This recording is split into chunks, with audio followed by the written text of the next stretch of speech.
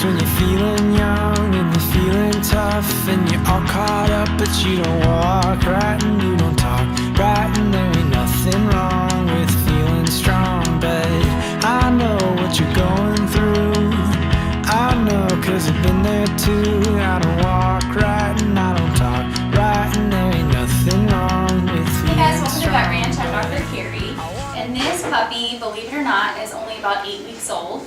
He was surrendered to our shelter just today because he has a large hernia, which I'll show you in a second. He's really scared, and he was actually surrendered by a breeder who raised him, and she did not want to have he did not want to have the hernia repaired, so decided just to surrender him to a shelter, which is really sad because it's something that hopefully can be fixed. But let me show you. So this, obviously, this is his penis, and this is his scrotum, but then there's this huge hernia right here. And I do not know what is in there. Like, is this bladder? Is this fat? Could this be a giant testicle? So we're just gonna have to go explore surgically. I'm sorry. I'm so scared. We're just gonna have to go explore surgically and see what we find, and hopefully be able to repair it so he can be normal. You excited? Are you excited? We're gonna save you. We're gonna give him a couple vaccines today to start that, because we can assume he hasn't had anything. And then check his stools as well for parasites and get him dewormed.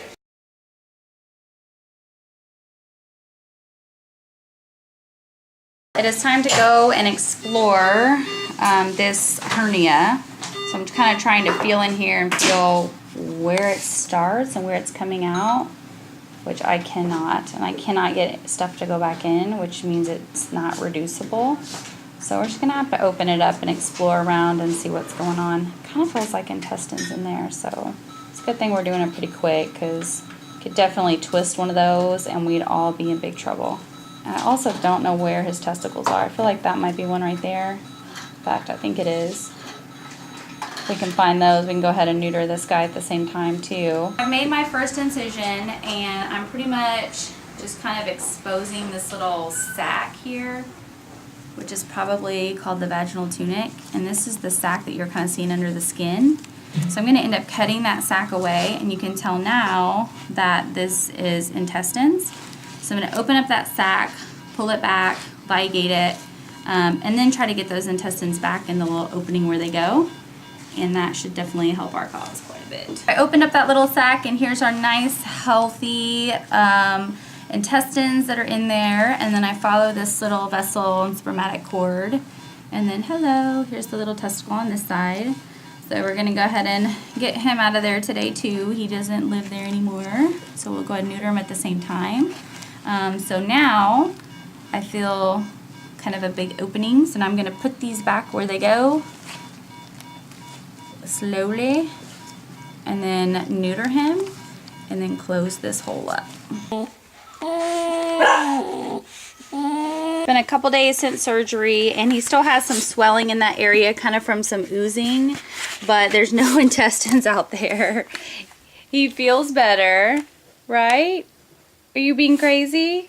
We are going to watch him closely and recheck him in a few days. He's going home to see his foster now. This has been one of my favorite cases. We're just rechecking. It's been 2 weeks, and this guy has almost doubled in size. He's doing amazing. He's super sweet and coming out of his shell in his foster home, and already has people that are interested in adopting him.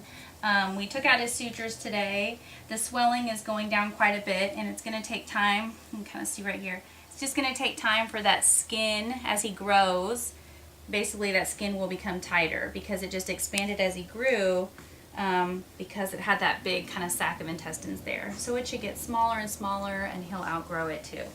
So he's doing amazing, and I wanted to keep him for myself, but I can't. So it's time to let him go. This is a hard one.